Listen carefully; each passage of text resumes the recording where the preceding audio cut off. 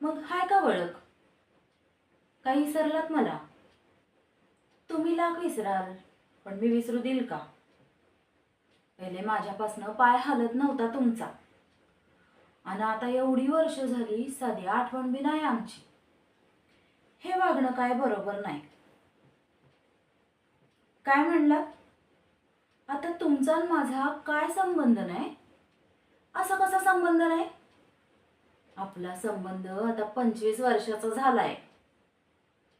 तुमची लेक मोठी झाली आहे, खर्च वाढलाय, म्हणून तर तुमची आठवण आली.